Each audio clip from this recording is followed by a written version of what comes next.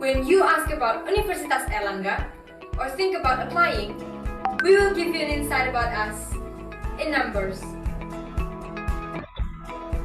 You can come to Surabaya, the second biggest city in Indonesia. It's an hour's flight from Jakarta and find us selecting over 9,000 students each year. And it's easy to go anywhere from here. Only 40 minutes to international airport, 30 minutes to bus station, and 5 minutes to railway station. We select each individual carefully for our 14 faculties to learn with more than 38,000 other students from around the world each year. You'll be learning in 3 different campuses, connected by 3 shuttle buses, going every 30 minutes every day. No big deal.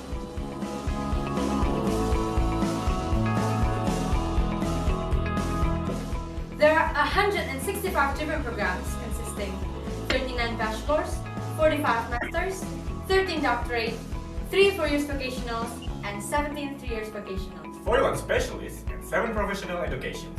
Among them, there are 5 international class and dual degree programs, and also 12 multidisciplinary programs in our postgraduate school. Want to know our international class and dual degree program? Here we have medicine, dental medicine, veterinary medicine, pharmacist education, and psychology. But worry not, there won't be any difficulties. For 2,600 of our staff are ready to assist you at any turn of your study. And almost 2,000 lecturers to answer your scientific questions, and 224 professors for more difficult ones. Or your answers could be anywhere among 118,000 collections in our library. And if you wonder, are we always serious? No, we have 39 student clubs with 10 different sports, 8 martial arts, 5 religious clubs, 7 creative and traditional arts, and 7 more others. Above all, since 1954, we are proud of our students. In 2017 alone, 444 of them are getting achievements in national and international level. Collaborating with 149 universities across the globe, we are ready, marching with the rest of the world, cultivating the brightest future of all.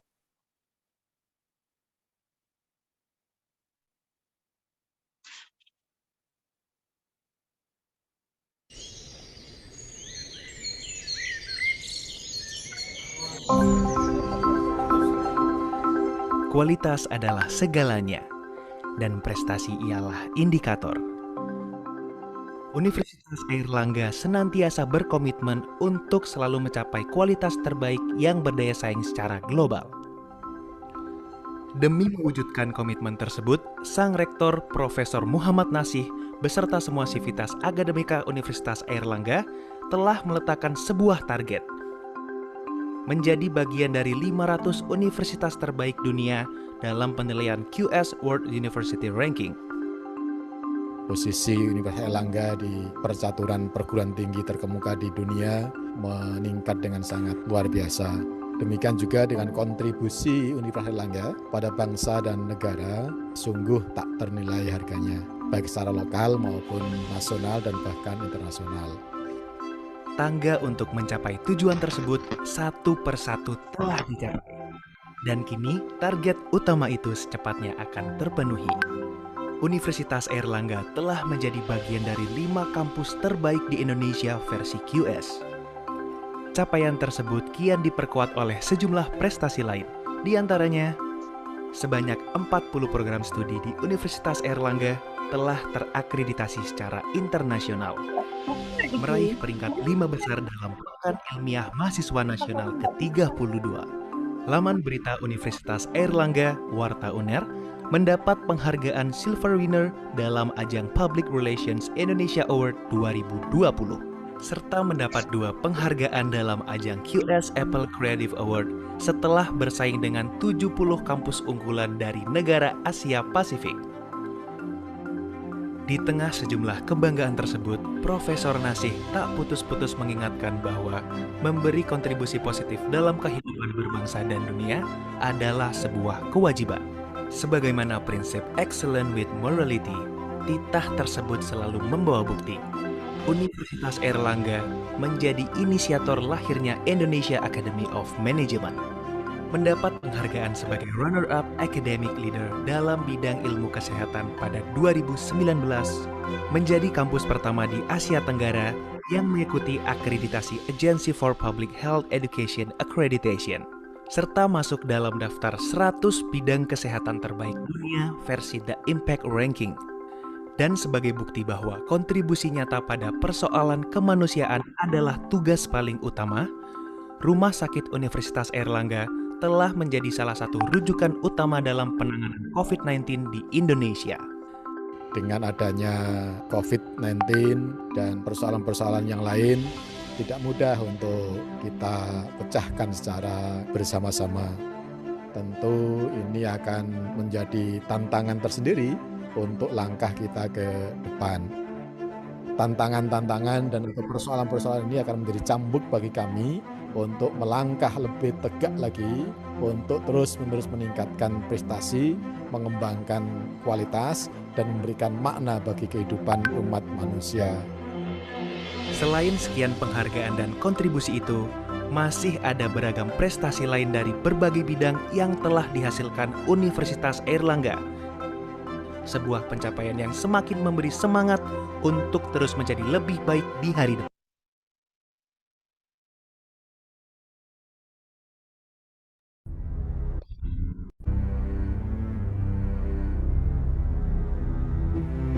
Sebagai pengembang properti terkemuka, Intiland tidak lupa akan tanggung jawab perusahaan kepada masyarakat. Kini, melalui area hijau Graha Family, Intiland bekerja sama dengan Universitas Airlangga mempersembahkan Taman Husada.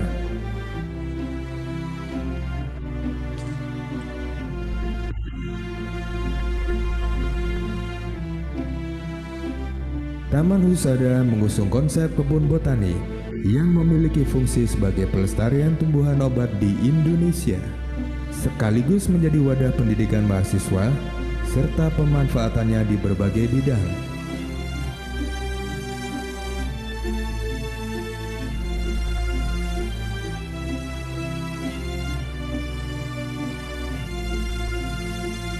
Kerjasama ini merupakan upaya Intiland untuk mewujudkan Indonesia sehat.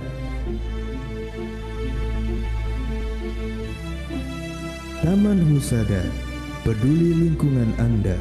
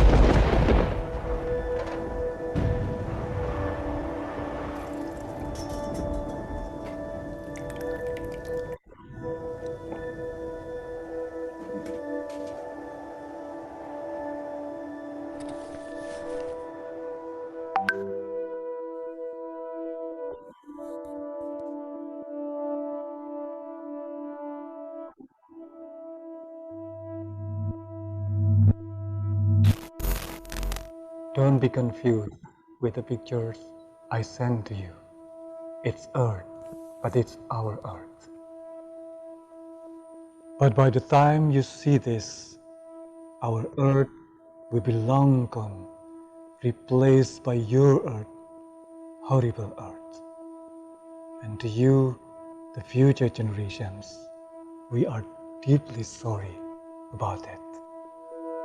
So many beautiful things that we have now, and all good things that nature has granted to us that you won't be able to have, to see, you won't be able to touch.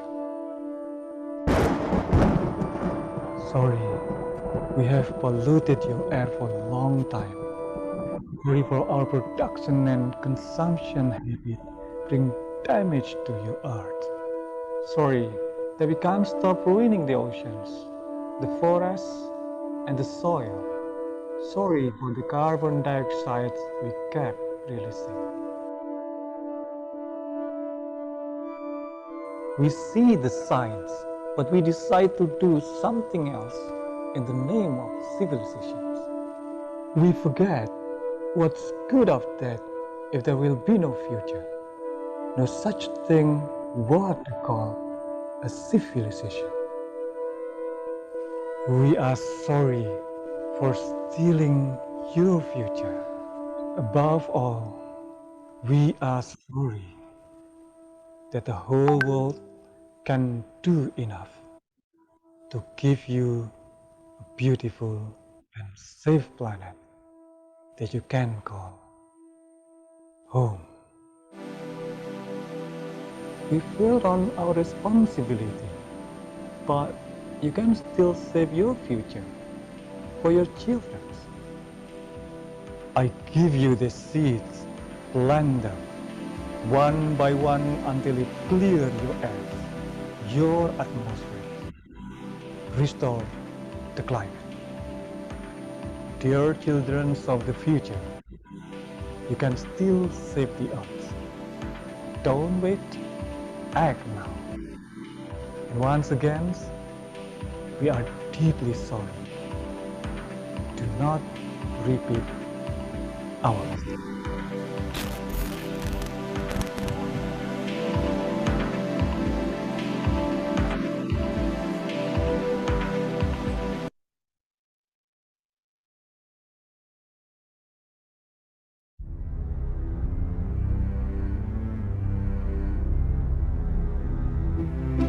Sebagai pengembang properti terkemuka, Intiland tidak lupa akan tanggung jawab perusahaan kepada masyarakat. Kini, melalui area hijau Graha Family, Intiland bekerja sama dengan Universitas Airlangga mempersembahkan Taman Husada.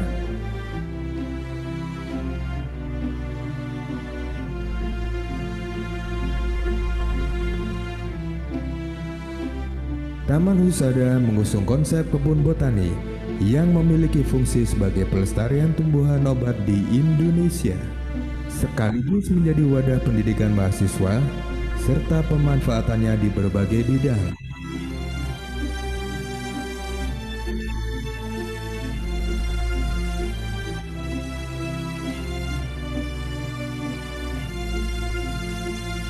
Kerjasama ini merupakan upaya Intiland untuk mewujudkan Indonesia sehat.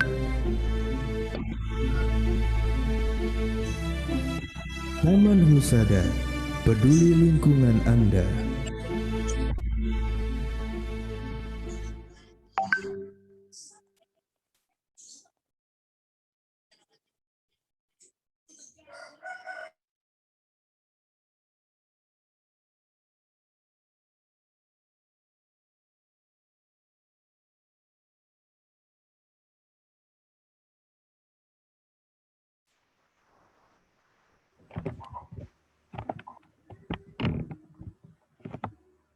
Selamat pagi Bapak Ibu.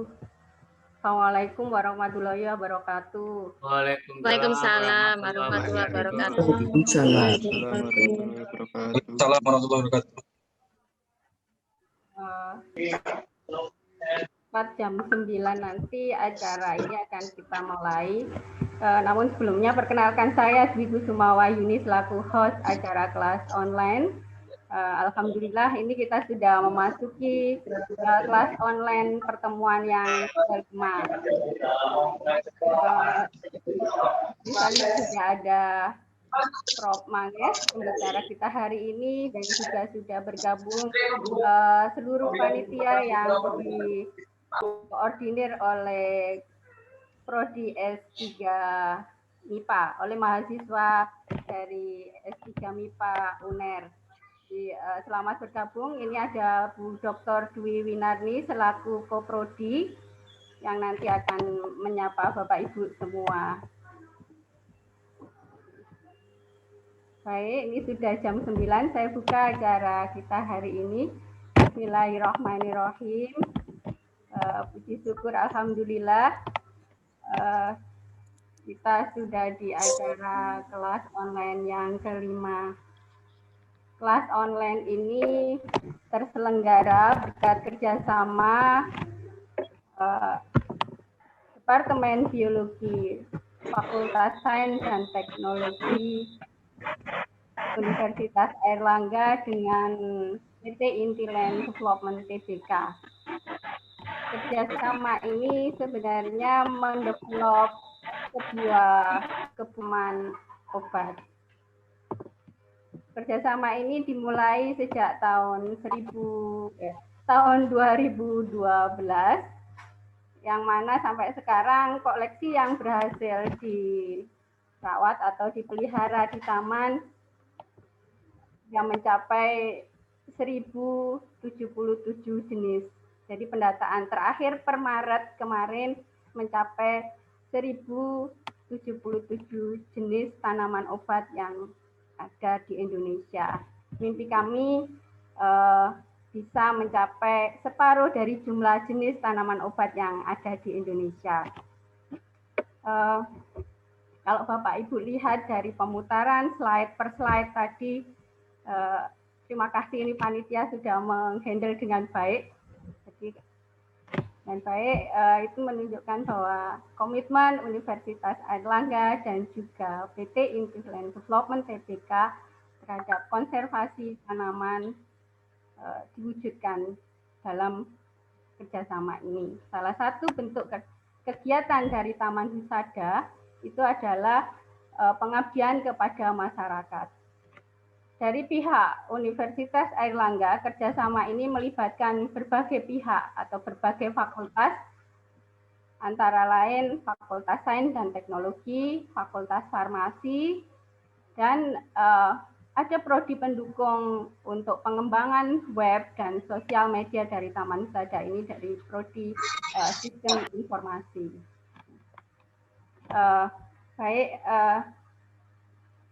Selanjutnya saya bacakan susunan acara kita hari ini.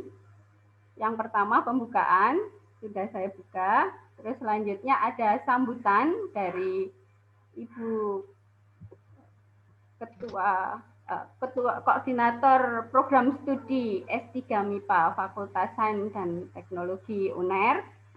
Terus dilanjutkan dengan acara inti, pemaparan materi oleh pembicara kita hari ini, Prof. Manges Tuti Agil.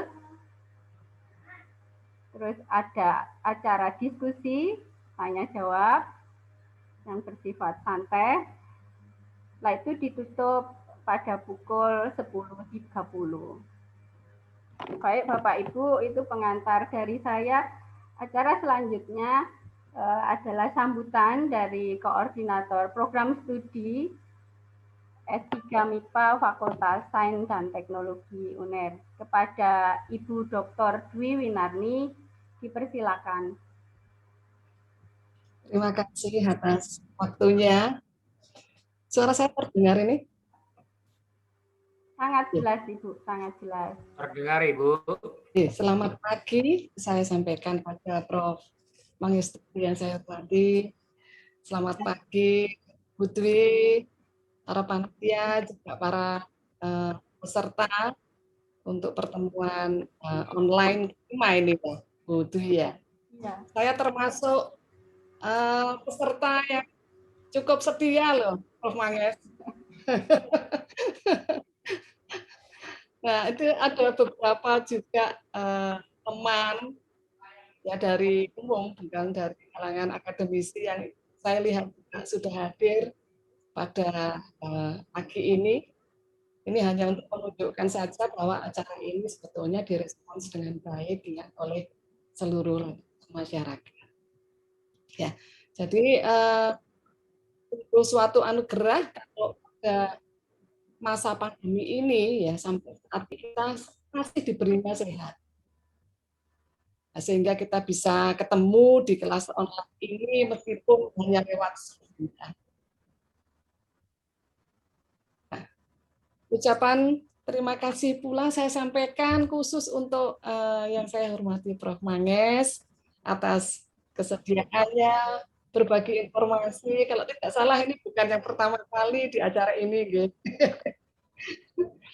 Nah, selain itu, selain berbagi informasi, membuka wawasan tentang manfaat tumbuhan di sekitar kita, ya, terutama bagi kesehatan yang tentunya sangat bermanfaat bagi kita semua, ya, masyarakat di masa pandemi. Ucapan terima kasih juga saya sampaikan pada PT Intiland, ya, penghubungnya ini Bu Dwi yang kita memberi kesempatan kepada DST MIPA untuk kali ini menghandle sebagai panitia, ya. Jadi terima kasih pula atas Pak Tok ya, dan teman-teman, teman-teman yang sudah bersedia untuk menjadi panitia dalam acara ini. Nah, mungkin sudah banyak disampaikan tadi ya pada pembukaan oleh Bu Dwi Kusuma.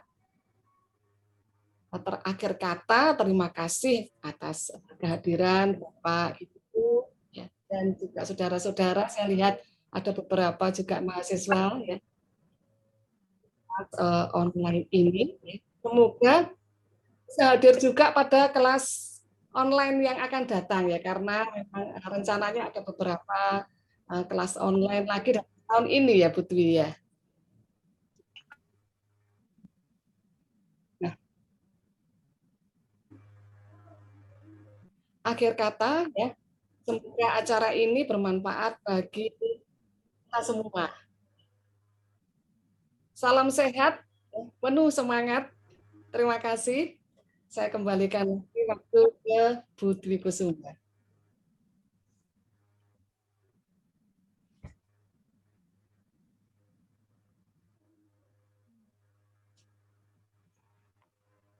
Terima kasih seperti yang disampaikan Bu Dwi Winarni tadi bahwa kelas online ini nanti akan berlangsung selama 12 kali sampai bulan November. Nah, pada akhir penutupannya nanti akan dilakukan launching koleksi 1000 jenis dari Taman Wisata. Peluncuran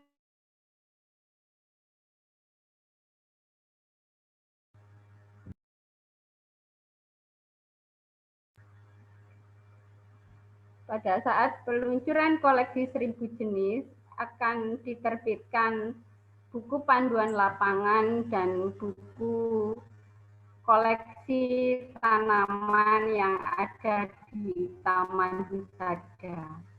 Jadi memberi hadiah bagi para peserta setia kelas online ini. Baik Bapak Ibu, kita sudah harus masuk ke acara inti, yaitu pemaparan materi oleh pembicara. Kita undang Prof.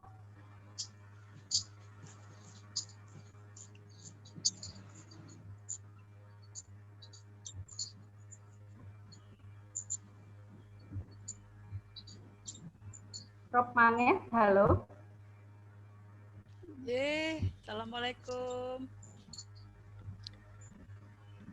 Bu Dwi. Waalaikumsalam. Suara saya terdengar, nggih? Waalaikumsalam. Monggo dicobi share screen Rumin. Ya, baik, saya akan coba share screen ya.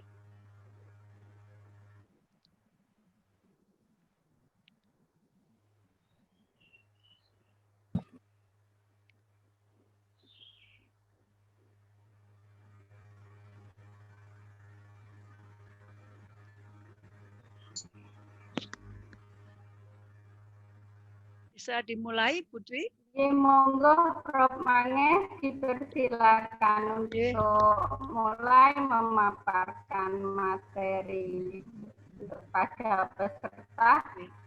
Semoga peserta dapat mengambil manfaat. Selamat menikmati. Baik. Terima kasih. Assalamualaikum warahmatullahi wabarakatuh. Selamat pagi, salam sejahtera. Syukur alhamdulillah bahwa kita bisa bertemu pada pagi hari ini dalam keadaan sehat. Dan terima kasih bahwa saya mendapatkan kesempatan untuk bertemu dalam forum yang sangat menyenangkan bersama Bapak, Ibu, dan saudara-saudara sekalian. Judul ataupun tema dari perbincangan kita hari ini adalah berkaitan aromaterapi ya.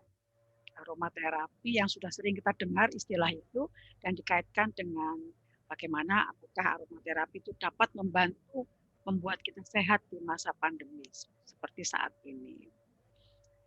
Saya mulai tertarik dan mendalami aromaterapi itu sejak tahun 2000.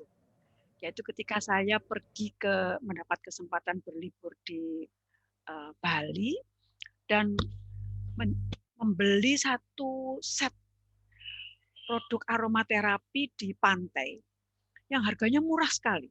Jadi isinya 10 file, satu file itu mungkin isinya 5 cc, itu harganya 10.000 tahun itu.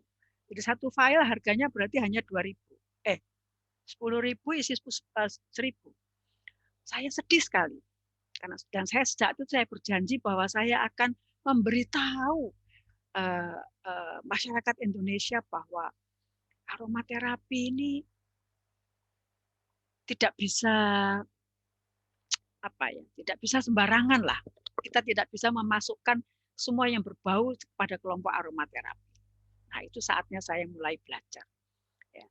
Saya akan memberikan informasi yang barangkali Bapak Ibu perlukan yang berkaitan dengan pasti sumbernya yaitu tanaman aromatik, tanaman yang berbau wangi, berbau spesifik, lalu tentang aromaterapi itu sendiri dan tentang minyak atsiri yang menyebabkan bau harum itu dan dikaitkan dengan kesehatan serta pandemi pada saat ini. Bau-bauan itu sudah sejak zaman berabad-abad yang lalu menarik perhatian manusia ya, sudah digunakan ya.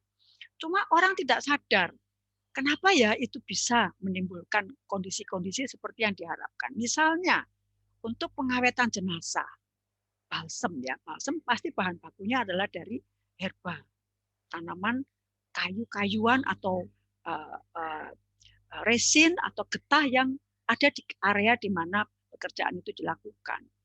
Bisa mengawetkan jenazah. Mereka tidak tahu pokoknya bisa mengawetkan jenazah.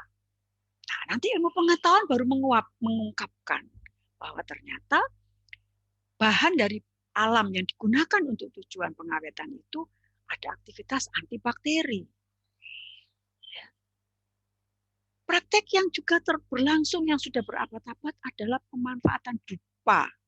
Ya, kita kalau masuk tempat peribadatan apapun agamanya pasti ada bau dupa. Ya.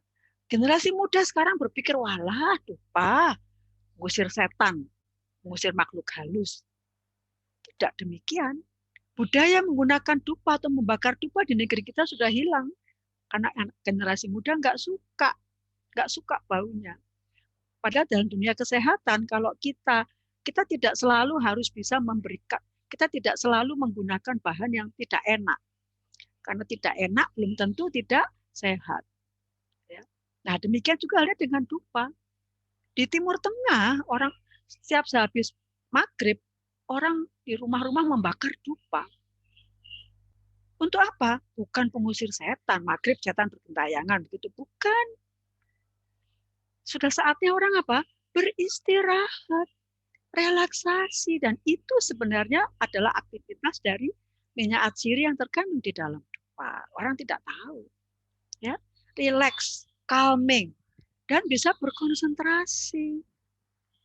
Ya, maka dari itu aktivitas-aktivitas wirid, rosario, meditasi itu pasti ada dupanya, menjadi penghantar. Ya. Yang berikutnya pasti kita semua tahu ya, pewangi, pasti parfum ya. Untuk apa sih sebenarnya parfum?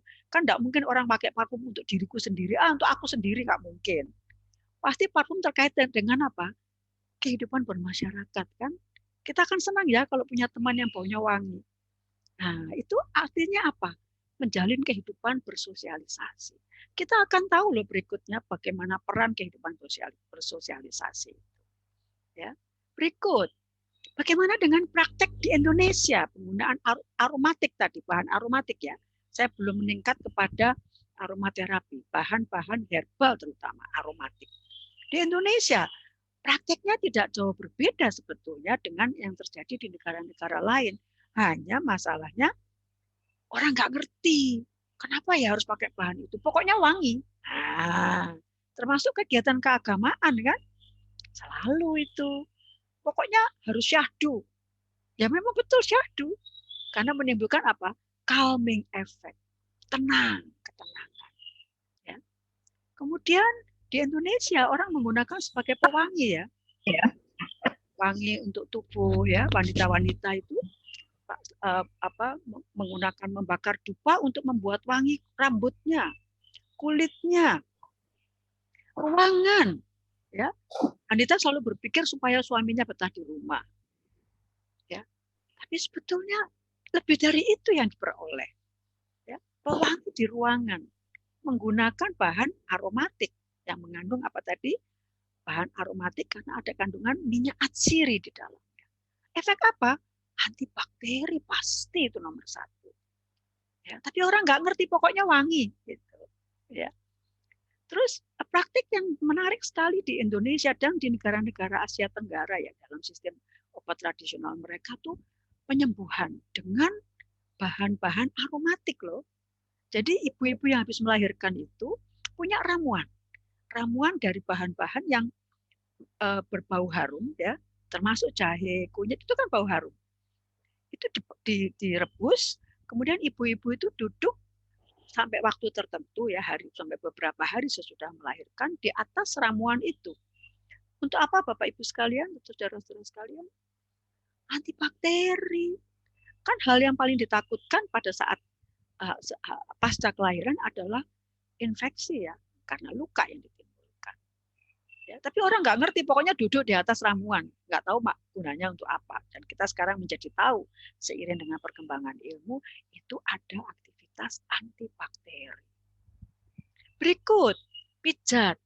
Nah, semua budaya kita, bukan hanya Jawa punya pijat, Jogja, Madura, mana lagi, punya model pijat sendiri. Luar biasa Indonesia ini. Luar biasa kekayaan. Untuk apa? Pasti kan mereka mengatakan pegel-pegel.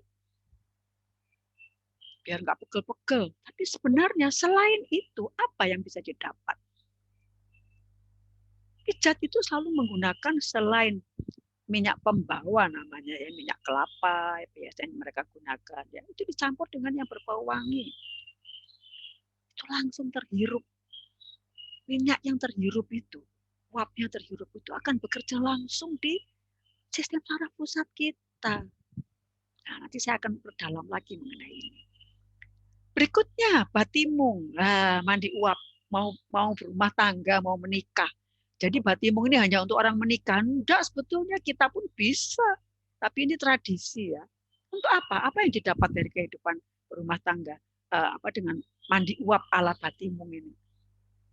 Bersih pasti. Ya.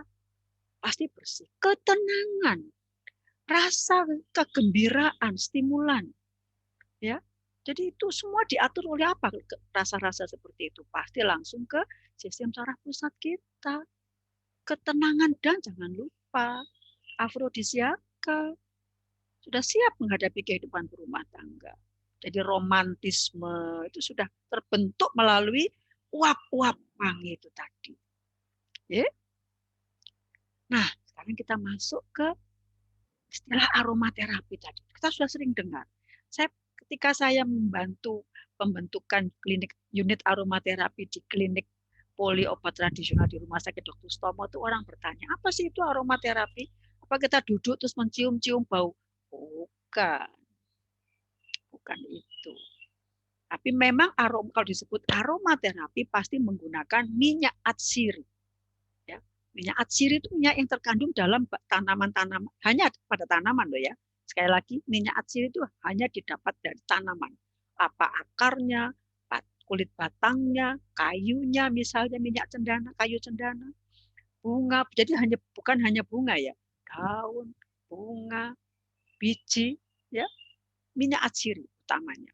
Ya. Nah, jadi aromaterapi itu adalah praktek terapi dengan aroma. Aromanya apa? Minyak atsiri. Tujuannya untuk apa? Nah, dengan perkembangan ilmu pengetahuan jadi makin tahu praktek yang sudah dilaksanakan sebelumnya tadi itu ternyata bisa untuk anti kuman, anti mikroba, bakteri, virus ya. Kita kan sekarang menghadapi virus. Lalu untuk relaksasi itu sudah didukung keilmuan itu. Anti depresi, anti stres, apalah namanya. Dan jangan lupa modulasi sistem imun. Ya. Nah, kita lihat sekarang praktek-praktek yang sudah diketahui untuk apa saja. Ya, aplikasinya itu untuk apa saja? Untuk segala hal. Ya, kita bisa mengonsumsinya atau meminumnya sebagai teh yang kita sebut dengan teh herba. Ya, kalau untuk teh herba kita pasti menggunakan herbanya atau bahan dari tanamannya. Difusi di ruangan. Nah, minyak atsiri asli misalnya dalam praktek aromaterapi bisa kita sebarkan di ruangan. Ya, kenapa bisa disebarkan? Minyak itu mudah menguap. Nanti kita perdalam. Kemudian banyak sekali sekarang mulai timbul resep-resep untuk penyembuhan. Ada itu resep-resep. Dan untuk upacara adat banyak sekali ramuan-ramuan yang digunakan yang sebetulnya merupakan aplikasi dari aromaterapi. Apalagi perawatan kulit itu sudah dari zaman-zaman generasi terdahulu sudah perawatan kulit ya. Nah, itu bagaimana mereka itu bekerja? Ternyata kalau dipelajari itu menyatukan ya antara kesehatan tubuh, kesehatan pikiran, dan kegiatan spiritual. Ya, itu prakteknya. Itu sama terjadi di praktek di Indonesia. Ya. Jadi awal-awal kalau kita melihat sejarah perkembangan kerajaan-kerajaan pada zaman terdahulu di Indonesia, misalnya kerajaan di Yogyakarta, itu rajanya itu mengajarkan secara tidak langsung kepada rakyatnya kehidupan yang sederhana, kehidupan yang tidak terlalu menggebu-gebu, sederhana saja, tapi mendekatkan diri kepada Sang Pencipta, ya, mempunyai hubungan yang baik dengan orang di sekitarnya, sehingga terpelihara apa yang disebut dengan hubungan antara tubuh, pikiran, dan spiritual. Ya, itu itu sangat meresap dalam kehidupan pada saat itu. Sehingga kalau konsep seperti itu ada, maka penggunaan bahan-bahan aromatik dan minyak atsiri itu sangat dirasakan. Ya. Nah, dengan berkembangnya aromaterapi itu sekarang di rumah sakit sudah ikut, ya, pengobatan paliatif misalnya, ya, bekerja secara integratif dengan pengobatan dokter, pengendalian stres di tempat kerja, ya, kemudian pasti kita sudah tahu ya, minyak asli dan murni itu pasti akan membuat hubungan sosial yang secara baik bukan saja antar manusia, tapi dengan alam di sekitarnya. Itu sangat konseptual ya. Terus, nah, tadi kita bicara minyak atsiri dalam aromaterapi. Inilah yang menyebabkan terjadinya aktivitas aromaterapi. Minyak atsiri yang terkandung di dalam tanaman. Jadi bahan utamanya adalah tanaman. Ya. Kenapa tanaman membentuk atau menghasilkan minyak atsiri? Sebetulnya tujuan utamanya mekanisme pertahanan mereka. Tanaman kan tidak bisa lari kalau ada bahaya. Jadi mereka membuat minyak atsiri, salah satunya ya, selain juga bahan-bahan yang lain, sebagai cara untuk bertahan hidup. Ya. Kompleks sekali susunan kimiawinya, sangat kompleks. Bau itu hanya ditimbulkan oleh sedikit zat yang sedikit sekali jumlahnya. Ya, tapi ini kumpulan dari puluhan zat-zat kimia di dalamnya bekerja bersama-sama untuk menimbulkan efek seperti yang kita nikmati sekarang. Ya. Sifatnya mudah sekali menguap, tidak larut dalam air. Lalu gimana? Kita kan kenal air mawar misalnya ya. Air mawar itu pada era tahun 90-an itu sangat populer. Ya, ibu-ibu rajin membuat air mawar, membuat sendiri ya. Jadi dengan merebus bunga mawar. Tapi katanya tidak larut air. Betul. Tidak larut, tapi larut sangat sedikit. Slightly soluble. Bisa menimbulkan bau air, sehingga disebut air wangi. Nah, itu digunakan untuk apa? Merawat kulit pada masa itu. Ya, tapi asli ya, dari alam. Dari bunga langsung. Nah, itu sifat utama dari minyak atsiri. Sekarang air-air yang berbau harum itu yang didapat langsung dari penyulingan, misalnya penyulingan bahan aromatik itu digunakan loh untuk kesehatan. Ya. Nah, minyak ini mudah teroksidasi. Jadi kalau Bapak Ibu saudara-saudara ingin menggunakan dalam bisnis ya, praktek kesehatan misalnya di rumah sakit, kalau sudah mulai berwarna coklat atau bahkan menghitam sudah nggak bisa dipakai lagi. Makanya harus disimpan dengan cara yang sangat rapi. Jadi botolnya botol yang berkaca yang buram ya, mencegah oksidasi oleh cahaya, tutupnya rapat ya, dan akan baik kalau disimpan di tempat yang dingin ya, supaya mencegah terjadinya peristiwa oksidasi dan penguapan. Nah, lalu gimana cara memakai? Cara memakainya itu gimana? Apa kita duduk dihirup-hirup saja? Tidak. Memang dihirup. Jadi prinsip dasarnya itu dihirup ya, Bapak Ibu. Dan dioleskan atau ditempatkan pada atau dibubuhkan pada kulit topikal. Ya. Bagaimana itu ceritanya? Jadi utamanya itu hirup ya. Hirup, kemana dia larinya setelah dihirup? Itu akan langsung Bapak Ibu saudara. Lewat kapiler-kapilernya sinus, masuk saraf olfaktori, masuk bulbus olfaktori, ya, sampai ke sistem pusat saraf, sistem saraf yang lebih tinggi, area limbik. Nah, disinilah kemudian diatur, ya, dikoordinasikan, ya, koordinasi antara emosi, kognitif, memori, ya, terjadi proses koordinasi. Tergantung dari jenisnya molekulnya minyak tadi, gimana, apa yang bisa dihasilkan. Nah, jadi Bapak Ibu saudara-saudara, kalau kita menggunakan minyak atsiri untuk tujuan apapun ya, termasuk untuk antibakteri pada musim pandemi, itu minyaknya itu harus dikenal dulu oleh otak kita. Jadi nggak bisa langsung sakdet-saknyet orang Jawa bilang. Ya, harus kenalan dulu. Ya, karena nanti sistem utama kita, mesin utama kita di otak itu yang akan menentukan, oh yang datang ini molekul ini, kerjanya begitu, dan seterusnya, dan seterusnya. Jadi artinya apa juga? Kalau kita ingin mendapatkan manfaatnya, harus dipakai secara teratur, secara reguler. Jadi jangan kita ingat minyak eukaliptus hanya saat pandemi misalnya. Kita gunakan saja secara teratur. Ya. Untuk apa? Untuk apa? Nanti kita bicara. Ya. Jadi intinya adalah dikenal oleh sistem saraf otak kita dulu. Ada minyak atsiri misalnya yang digunakan dalam aromaterapi untuk membantu orang yang sulit tidur, insomnia. Bisa sekali pakai, bisa langsung tidur, bisa. Tapi ada yang nggak bisa, yang perlu waktu 2-3 hari untuk kemudian bisa menghantarkan atau bisa mendapatkan keadaan tidur yang lebih baik. Jadi intinya kenalan dulu. Ya. Nah, berikutnya tadi saya bilang inhalasi, serap atau hirup. Kedua melalui kulit. Nah, ilmu aromaterapi mengatakan cara aplikasi aromaterapi yang paling optimal itu lewat kulit. Ya, kenapa? Karena minyak atsiri itu pada umumnya itu udah menguap, molekulnya kecil. Molekulnya lebih kecil dari ukuran pori-pori kulit.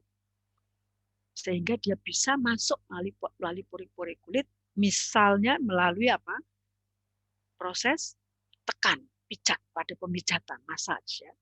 Nah, ini harus dicampur dengan minyak pembawa seperti saya katakan tadi. Dicampur dengan minyak pembawa dulu. Minyak pembawa ini akan menghantarkan minyak atsiri itu masuk ke dalam pori-pori kulit, lalu masuk kepada aliran darah dan sampai kepada titik tangkap kerjanya. Ya, itu sebetulnya yang antara lain yang bisa membantu atau metode yang tepat untuk aplikasi minyak atsiri. Ya.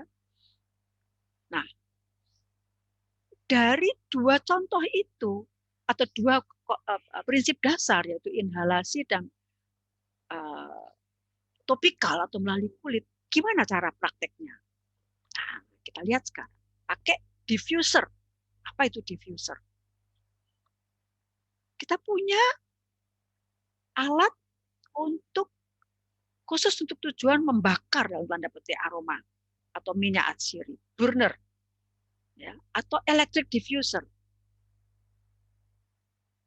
Kita pasang, misalnya kita panaskan air yang ada di atas mangkok di mana burner atau maksud saya di alat burner tadi ada mangkok yang diisi air, kemudian lilin dipasang sampai airnya mendidih atau panas, dan baru kita teteskan minyak atsiri dan kita letakkan di ruangan yang kita sukai ya, untuk berbagai tujuan. Sederhana itu. Sekarang ada electric diffuser, ya tinggal tancapkan ke listrik dan uap akan segera menyebar ke ruangan.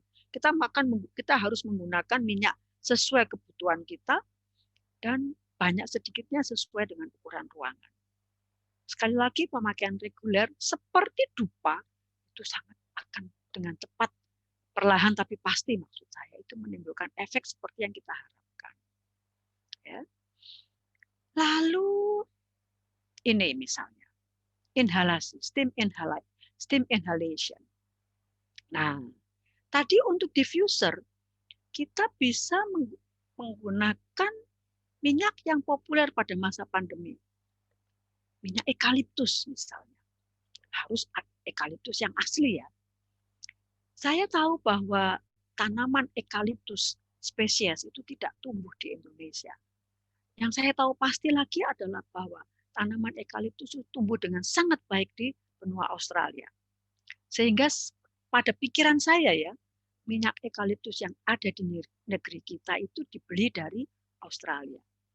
Saya masih belum yakin atau saya masih belum dapat informasi di mana ada kebun eukaliptus di Indonesia yang digunakan untuk penyulingan minyak eukaliptus. Nah, ini kenapa saya persoalkan? Karena eukaliptus ini spesiesnya banyak. Masing-masing punya spesifikasi minyak yang dihasilkannya. Eukaliptus globulus, eukaliptus alba, eukaliptus radiata, banyak sekali. Dan masing-masing memang bisa dikatakan bisa mempunyai minyaknya bisa bekerja sebagai antibakteri, di samping mungkin khasiat-khasiat lain yang menjadi keunggulan masing-masing minyak. Ya. Jadi hal pertama yang kita harus pastikan kalau kita mau menggunakan minyak eukaliptus dalam hal ini contohnya, harus keasliannya. Keaslian nomor 1. Ya, kenapa sih kok bingung dengan keaslian? Pertama karena saya tahu pasti sampai dengan iklan-iklan di TV, media-media hari ini itu eukaliptus dan kayu putih itu tidak bisa dibedakan. Itu jelas beda. Minyak eukaliptus ya minyak eukaliptus, kayu putih ya kayu putih, jenis tanamannya beda. Ya. Harus asli seperti saya katakan tadi. Karena kalau tidak asli kita tidak bisa mengharapkan efek yang optimal. Untuk apa sih sebetulnya kalau menggunakan aromaterapi diffuser tadi, di-diffuse, diuapkan di ruangan, membantu mengatasi apa? mengurangi atau mengendalikan muatan virus yang kita kenal dengan istilah viral load. Karena eukaliptus itu sangat baik sebagai antivirus, antibakteri. Antibakteri di sini dimaksudkan mungkin kalau kita mengalami infeksi awal, gejala awal infeksi saluran pernapasan, kita takut ada infeksi ikutan, secondary infection. Nah, minyak eukaliptus bisa membantu mencegah keadaan itu terjadi. Ya, itu salah satu. Untuk mengatasi gangguan sulit tidur, insomnia, minyak pala itu pilihan. Saya memilih minyak pala. Nah, dalam praktek pengalaman saya, ada dua ya minyak yang kita gunakan ya, yang sering sekali digunakan untuk insomnia. Minyak pala dan minyak lavender. Minyak pala baunya nggak enak, nggak semua orang suka. Lavender pasti semua orang suka, lembut. Tapi dalam praktek, minyak pala itu ternyata kok lebih cepat ya efeknya daripada minyak lavender. Menurut saya ya, pengalaman saya di klinik.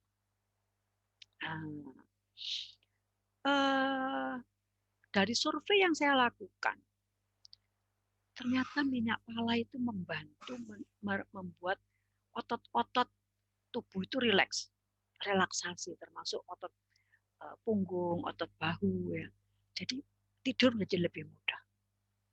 Ya, sangat baik. Jadi kita gunakan saja, kita teteskan pada diffuser tadi atau pada burner, atau kalau kita tidak punya alat-alat itu, ambil sapu tangan, tetesi minyak pala, letakkan pada daerah dada kita selama kita tidur. Akan terbantukan. Ya, sesederhana itu. Karena apa? Mudah menguap dan kerja langsung pada otak atau sistem saraf pusat. Dengan cara apa tadi? Inhalasi. Ya.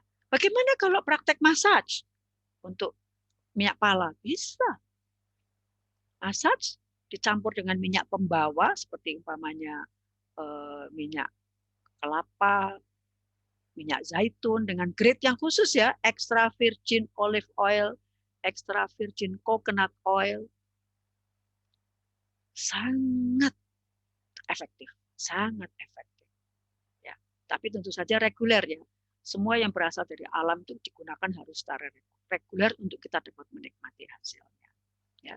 Nah, apa sebenarnya hubungan misalnya kalau kita menghubungkan antara mudah tidur sehingga stres terkendali dengan pandemi? Wah, ini hubungan langsung menurut saya. Ya. Orang yang tenang, tidak stres, pasti sistem imunnya bekerja dengan baik. Sistem imun itu berarti apa? Kemampuan kita untuk menghindari terjadi infeksi apapun akan dapat kita kendalikan sendiri. Tapi tentu saja Bapak Ibu Saudara, jangan lupa pola hidup sehat ya. Penting itu. Ya, seperti yang saya katakan tadi, cerita dari Jogja tadi. Masyarakat dulu tuh nurut rajanya. Ojo neko-neko. Jangan macam-macam, hidup itu sederhana saja, banyak beribadah, makan sederhana saja. Jangan beli mobil banyak-banyak. Nurut mereka. Jadi hidupnya tentram. Makanya coba lihat orang Jogja zaman dulu lah, tenang-tenang. Ya. Oke, itu ya. Facial steam, ini contohnya saja. Facial steam ini kita bisa menggunakan wadah apa saja yang berisikan air mendidih. Ya. Kan ini kita menggunakan sifat dari minyak atsiri ya, mudah menguap. Teteskan minyak atsiri dan akan menguap. Ya, akan menguap, kemudian kita hirup. Ya. Kita tutup kepala kita atau sampai dengan daerah punggung untuk mencegah uap yang menyebar, tidak terkonsentrasi. Nah, ini praktek dasar ya. Kita bisa menggunakannya untuk mengklirkan, membersihkan saluran pernapasan kita. Bagus sekali. Ya. Bahkan kita juga dapat melakukan untuk membersihkan kulit wajah. Ini metode yang sangat optimal menurut saya. Tapi harus minyak asli ya, asli. Kenapa sih kok saya dari tadi bilang minyak asli? Asli. Tadi kan saya sampaikan ya, minyak atsiri itu terdiri dari kumpulan zat-zat kimiawi yang bekerja bersama-sama. Jadi Bapak Ibu Saudara, kalau kita tidak menggunakan minyak asli, minyak sintetis yang kita suka kita dapat membelinya dengan mudah di gerai-gerai ya. Kita dapat membeli dengan mudah. Itu tidak mungkin minyak sintetis itu dibuat dari campuran puluhan komponen minyak tadi, komponen zat kimia tadi. Pasti di minyak sintetis itu hanya satu komponen yang berbau harum tadi itu. Lah, bagus memang. Saya tidak mengatakan jelek ya minyak-minyak sintetis itu. Tetapi minyak sintetis yang tidak terbuat dari kumpulan bahan kimia tidak mungkin bekerja untuk tujuan terapi. Dia bekerjanya untuk membuat kita senang kan, bau wangi, tapi jangan berharap terapi. Itu yang saya maksudkan. Ya, jadi steam inhalation ini bagus banget kalau minyaknya asli. Karena minyak asli seperti eukaliptus misalnya, minyak kayu putih misalnya, itu bisa langsung bekerja antibakteri. Jangan telat. Sekali lagi, gejala awal ya. Akan bagus kalau kita lakukan secara reguler. Ya. Kalau kita tidak menggunakan minyak atsiri karena kita tidak punya, gunakan saja bahan aromatik, bahan yang mengandung minyak atsiri. Misalnya jahe, direbus, ya. Lalu air rebusannya kita gunakan untuk inhalasi seperti ini. Rutin. Saya jamin insya Allah. Ya. Tapi teratur ya, teratur. Dan jangan lupa pola hidup. Oke, tadi masak sudah ya, macam-macam. Dan Bapak Ibu, kita semua sudah familiar dengan minyak telon ya. Minyak telon ini bagus banget loh untuk baby massage. Bagus, ya. Baby massage itu mungkin bayi itu belum pegelinu ya, tapi dia menimbulkan keadaan senang dalam dirinya. Sentuhan itu kan obat yang paling mujarab ya. Minyak pijat itu sentuhan itu. Tidak ada obat lain yang mujarab seperti sentuhan pada pijat. Ya, bayi akan merasa senang. Senang itu berarti apa? Sehat. Sehat itu artinya apa? Imun. Ya, begitulah urutannya. Ya, baik. Nah, itu sudah saya jelaskan. Ini juga sudah ya. Sekali lagi tadi viral load ya, minyak eukaliptus. Saya rasa tidak perlu saya ulangi lagi. Ini juga tidak. Ini sedikit saya tambahkan ya. Tadi mengenai hidrosol atau air wangi, air mawar tadi yang saya maksudkan. Kalau kita menggunakan minyak atsiri, Bapak Ibu, itu pekat ya. Hasil penyulingan itu pekat. Jadi kita menggunakan sedikit saja untuk kemudian dicampurkan misalnya pada minyak pembawa, itu sudah cukup. Tapi sensitivitas masih bisa dijumpai pada orang-orang yang mudah teriritasi kulitnya. Nah, ini alternatif. Hidrosol namanya. Hidrosol itu air yang wangi yang didapat sebagai hasil samping pada proses destilasi. Ya. Di negara-negara lain ini sudah jadi komoditas dagang ini. Kalau negara kita, karena kita destilasinya pakai air yang tidak layak minum, ya dibuang. Nah, itu harus asli ini. Ini sangat bagus, pasti insya Allah tidak akan menyebabkan iritasi. Jadi bisa digunakan produk hidrosol ini. Jadi maksudnya hidrosol, air yang mengandung minyak atsiri sedikit. Ya, kan tadi saya bilang tidak larut, tapi larut sedikit. Jadi dia bau wangi, tapi sudah bisa menimbulkan aktivitas medis, aktivitas terapeutik. Ya. Nah, ini bisa kita semprotkan di wajah sebagai penyegar. Bisa jadi toner, ya, alamiah pasti. Untuk bayi, perawat bayi bagus. Lalu satu lagi, masih ada ya orang yang tidak suka minum air putih, nggak enak. Nah, tambahkan ini. Hidrosol daun salam. Ya. Wah, itu bagus banget itu untuk ditambahkan pada masakan kita sehari-hari. Ya. Daun salam itu naik daun ya Bapak Ibu ya, nanti kita bicara. Oke, parfum pun harus, menurut saya parfum itu harus alamiah. Ya. Bapak Ibu perhatikan nggak kalau kita beli parfum, atau nggak usah parfum dulu, minyak apa atsiri apapun yang alamiah ya, itu baunya bisa berubah-ubah ya. Kenapa? Biasanya kan itu mudah menguap ya. Tapi ada yang sangat mudah menguap duluan. Nanti akan timbul bau lain dari minyak, dari komponen berikutnya yang giliran menguap. Jadi menguapnya itu tidak bareng, gitu ya. Nah, tapi kalau parfumnya enggak alami apapun enggak asli ya, menguap ya sudah hilang baunya. Lalu saya ingin sekali menceritakan sedikit saja tentang pine bus, pinus ya. Hutan pinus itu, minyak pinus itu ya, tergolong minyak yang berkhasiat stimulan, merangsang. Jadi kalau kita jalan-jalan di hutan pinus, wah, bukan hanya relaksasi, tapi membuat kita terangsang, stimulansi. Jadi di musim pandemi ini, kalau kita mau sedikit menghilangkan kebosanan di rumah, ayo kunjungi hutan pinus. Nikmati, ya, nikmati saja kesegaran di situ karena aroma minyak yang sudah berbaur dengan udara segar di situ. Dan kita akan kembali dalam keadaan segar juga. Baik, ini sekedar akar wangi ya, akar wangi yang menurut saya itu bagus sekali efeknya, tapi kita masih sering menggunakannya untuk apa ya? Tidak untuk tujuan kesehatan, tapi untuk misalnya produk-produk kerajinan ya, bikin taplak. Saya kalau lihat taplak dari akar wangi sedih banget. Oke, tadi sudah saya banyak bicara, jadi ini sudah nggak perlu lagi.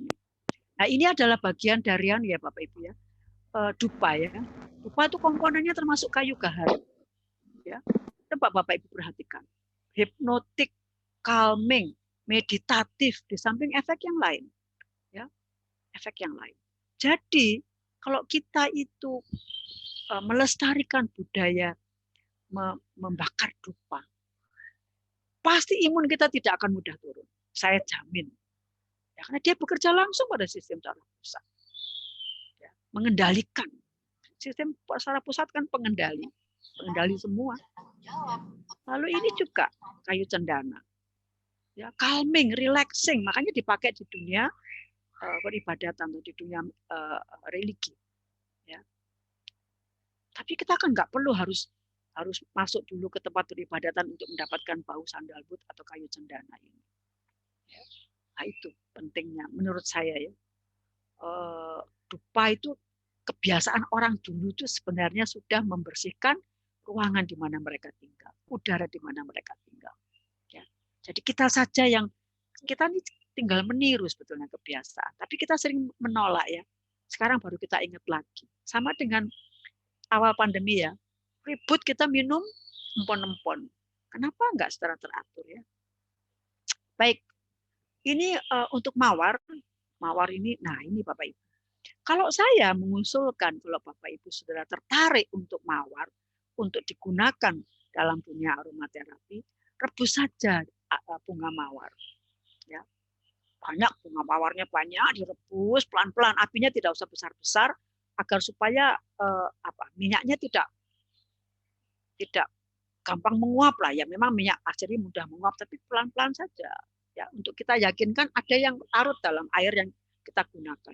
Selanjutnya bisa kita gunakan. Kita bisa mengkonsumsi maksud saya menggunakannya untuk perawatan kulit dan juga mengkonsumsinya, minum. Ya.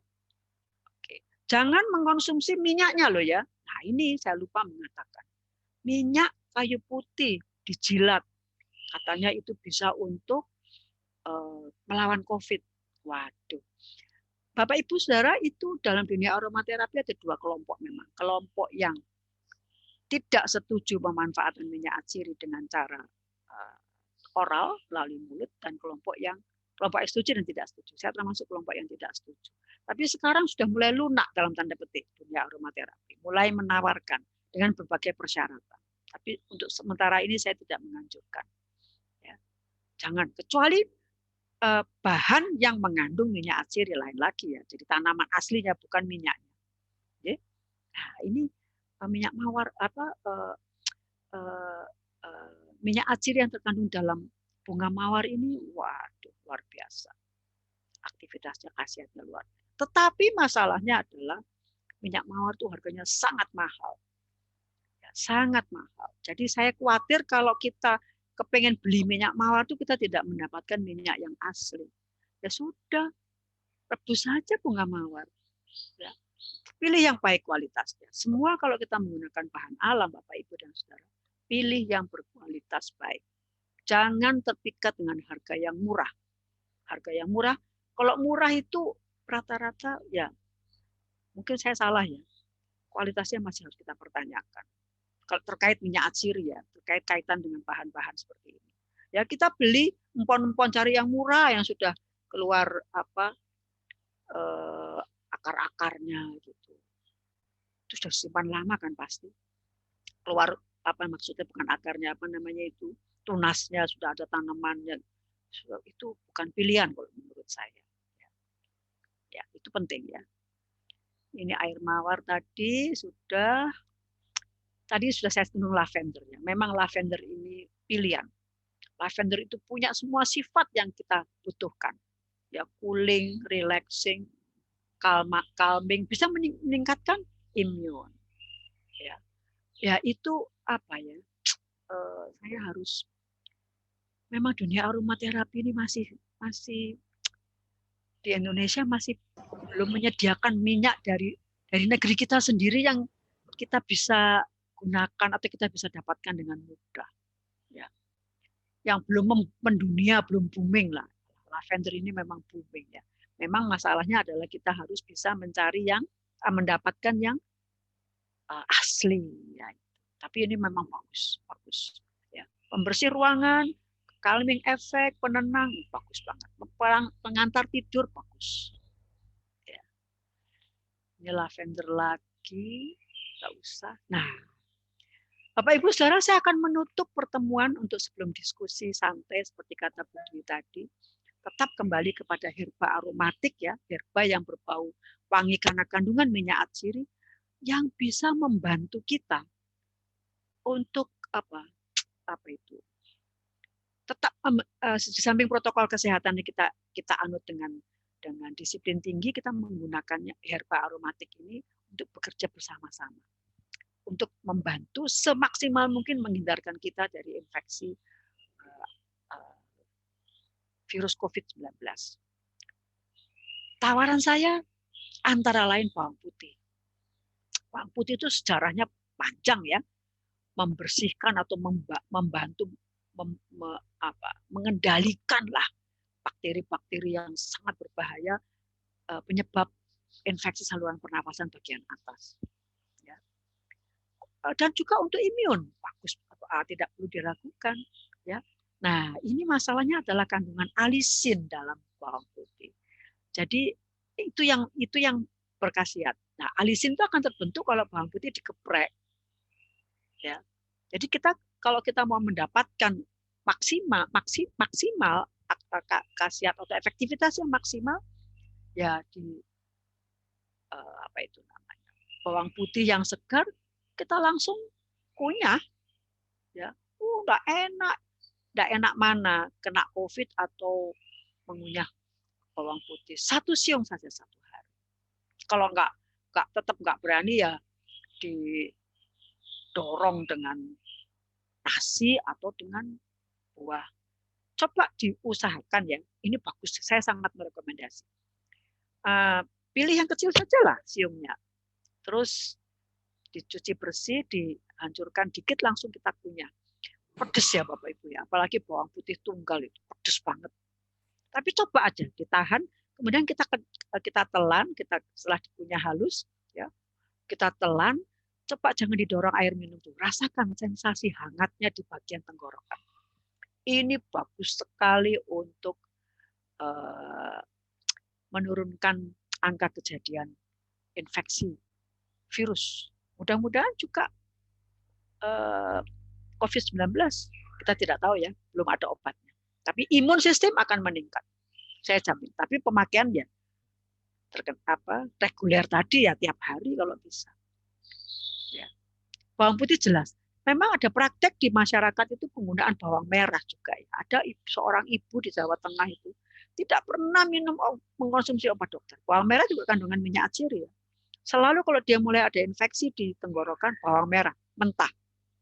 Dia haluskan, langsung dikonsumsi. Itu dahak-dahak akan keluar menurut dia. Ya. Itu yang pertama untuk pandemi. Kedua daun salam ya. Daun salam itu sekarang naik daun ya. Waduh.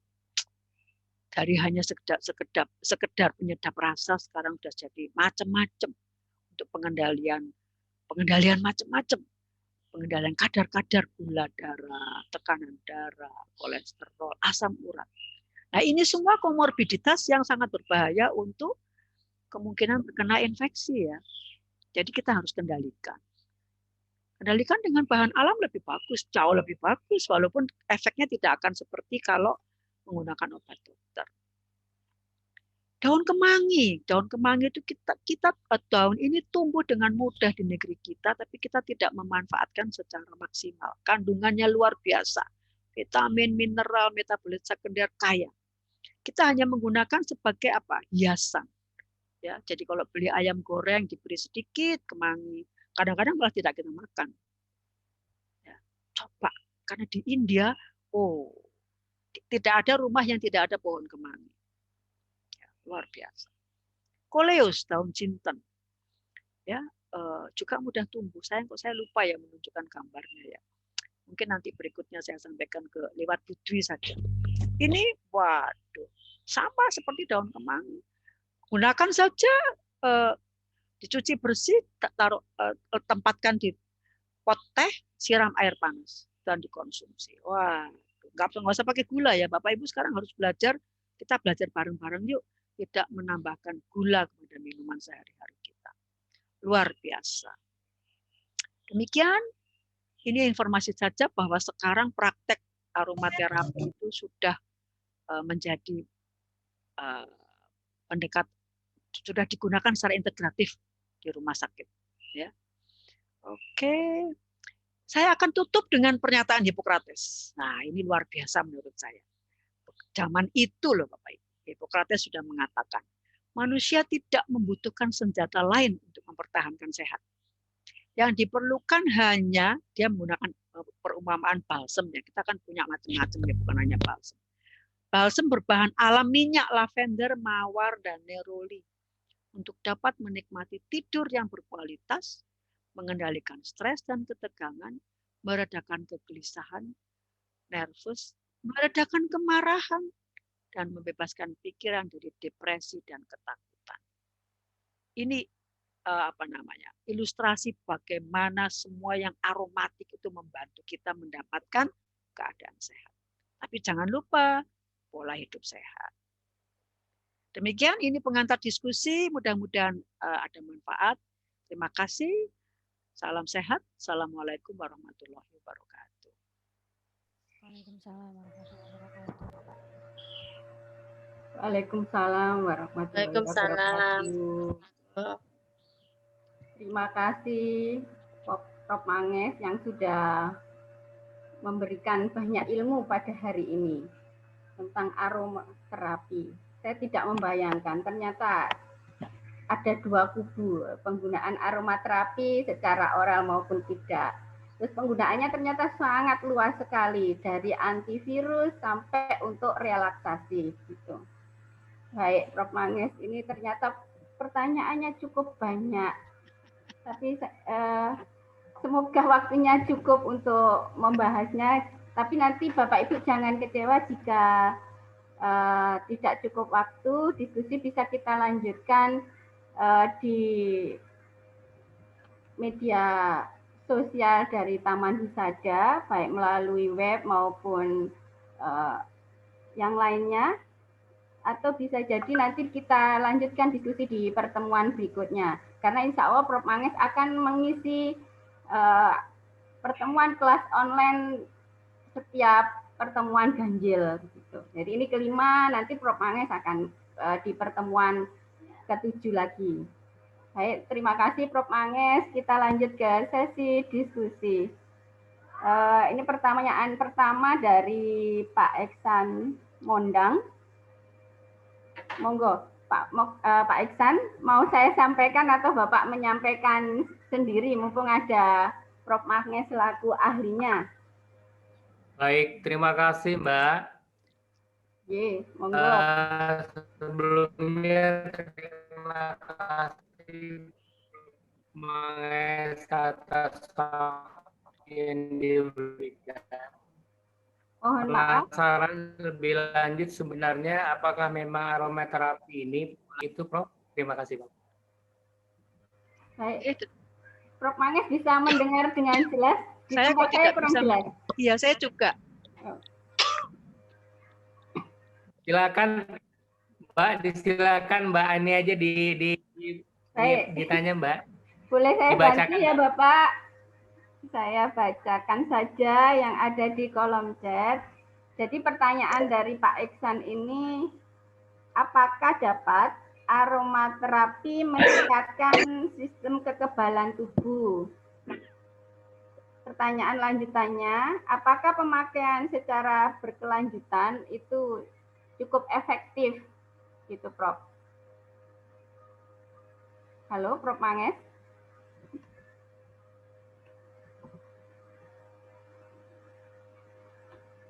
Prof. Manges, apakah saya bisa didengarkan?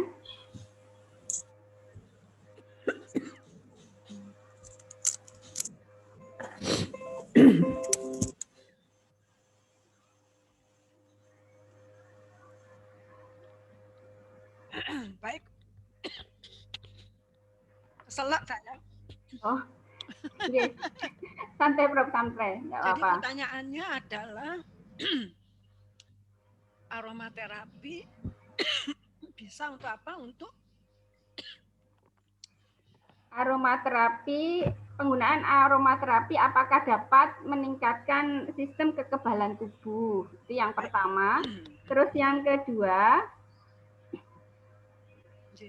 apakah pemakaiannya secara berkelanjutan itu cukup efektif? berkelanjutan ya. Baik, terima kasih Pak Kistan pertanyaannya.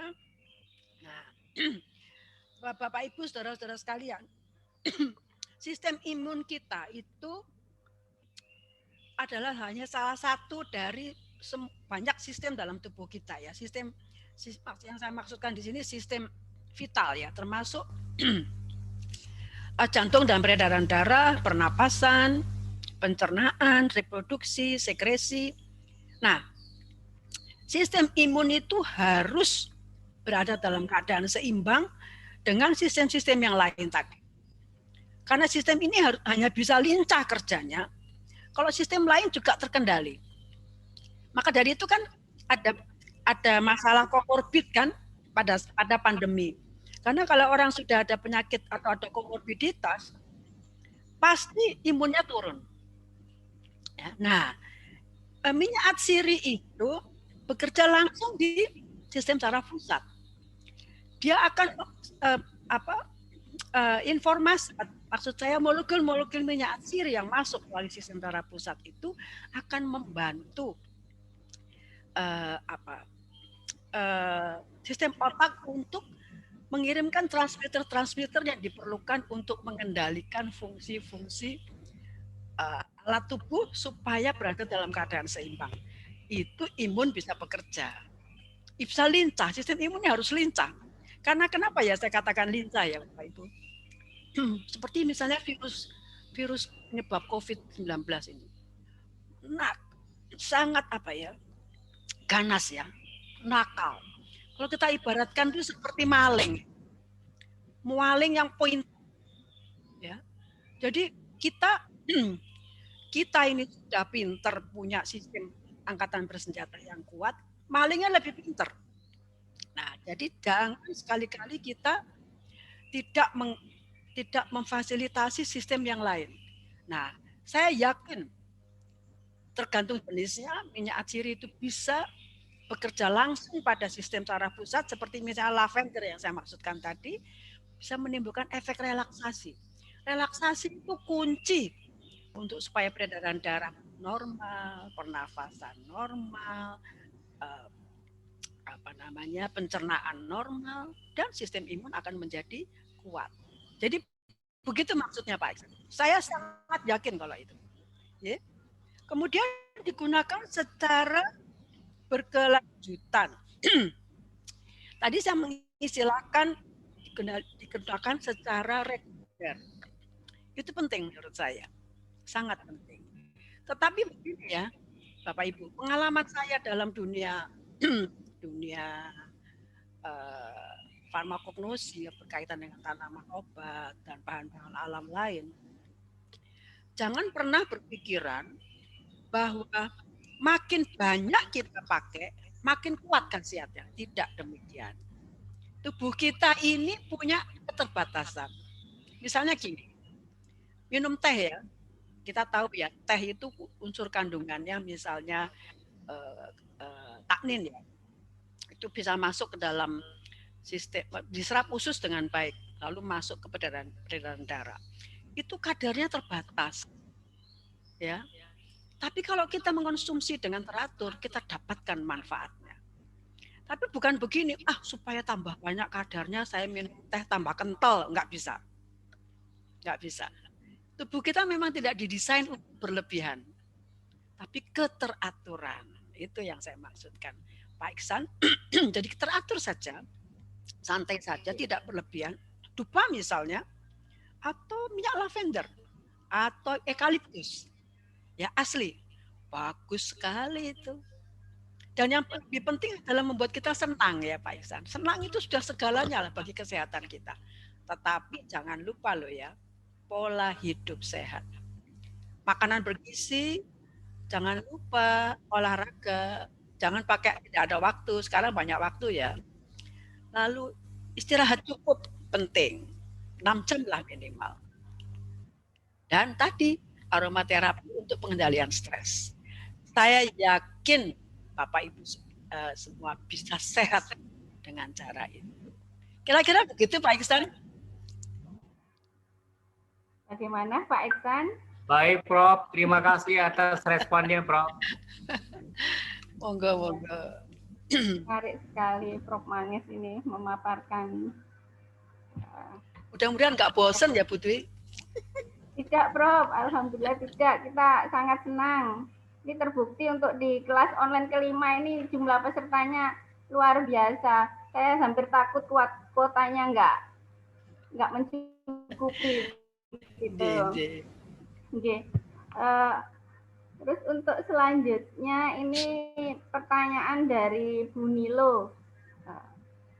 Bapak atau Ibu ini saya Bu Nilo Made.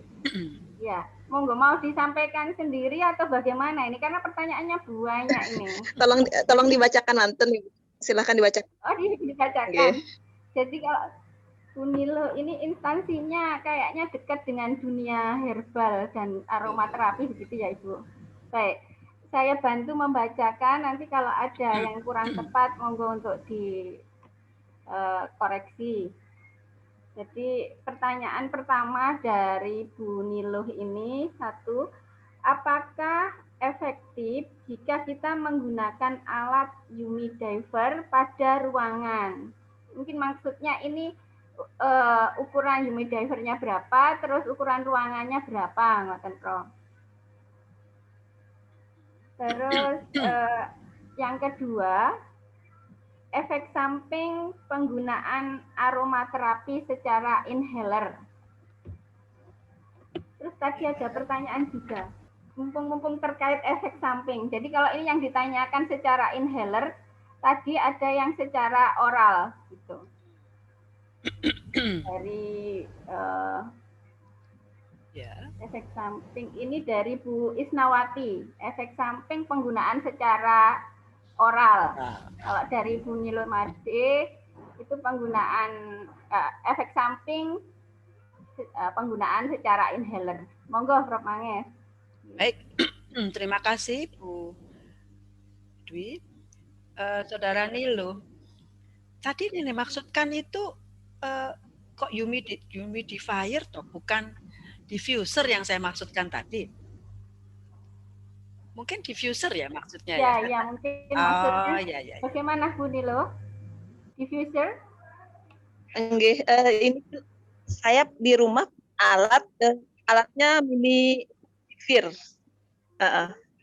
Alatnya bernama ultrasonic aroma humidifier. Ultrasonic. Bentar, ultrasonic aroma diffuser ya Bu Nilo ya.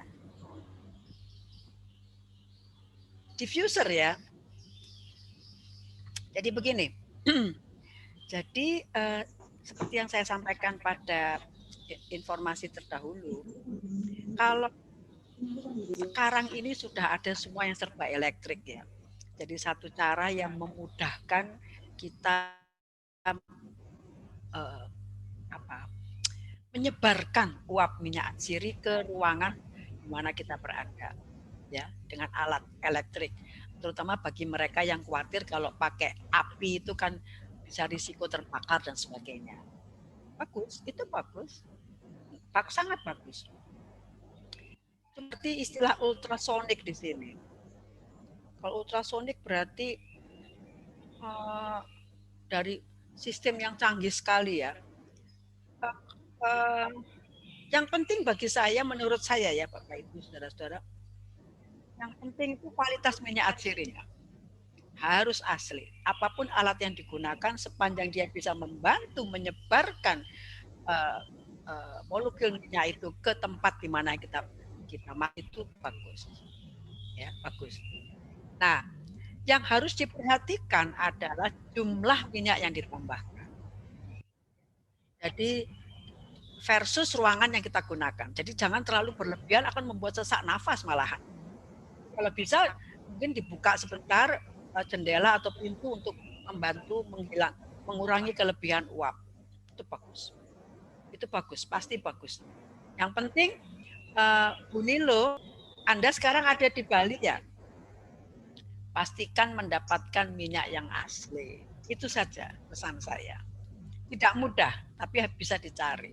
Di Bali itu gini, di Bali itu tidak pakai minyak asli pun dipijat kita sudah merasa senang. Keindahan Pulau Dewata nggak usah pakai minyak asli ya sudah membuat kita rileks kan. Nah, jadi dalam hal ini kalau ingin mendapatkan manfaatnya dengan optimal, cari minyak yang asli. Kemudian yang kedua mengenai efek samping. Nah, ini pertanyaan yang saya harapkan.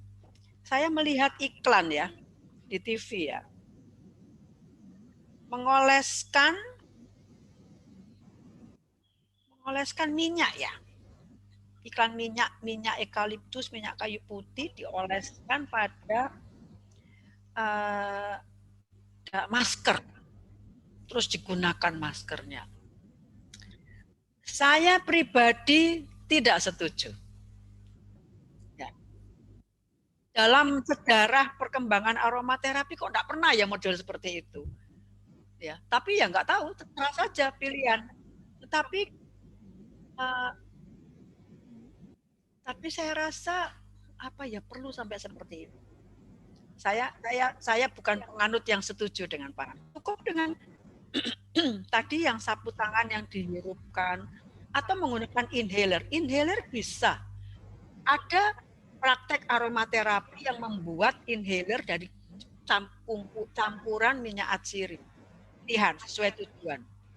Syaratnya cuma satu, asli. Cuman itu. Kalau inhaler yang ada sekarang kan mentol ya utamanya. Kehangatan dari mentol. Mentol juga ada minyak. Nah, cuma itu selalu sintetik Bapak Ibu sekalian.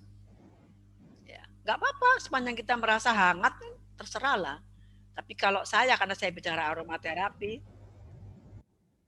harus yang asli. Harus asli. Inhaler bagus sekali. Nah, berikutnya pemakaian oral. Ini saya termasuk kelompok yang tidak setuju ya pemakaian minyak atsiri secara oral. Kenapa? Kumpulan dari banyak komponen bahan kimia, zat kimia. Kita belum tahu satu persatu dampaknya apa kalau kita konsumsi secara oral. Apakah tidak menimbulkan toxic effect, kita tidak tahu. Nah, contohnya terjadi begini. Jadi ada seorang ibu, ini true story ini. Seorang ibu yang termakan informasi katanya eukaliptus dijilat. Dijilat. Anti COVID. Betul-betul dijilat. Apa yang terjadi Bapak Ibu Saudara-saudara? Imunnya turun, malah kena COVID. Ini kejadian betul ini. Nah, jadi saya tidak akan berkomentar banyak, tapi ini yang terjadi.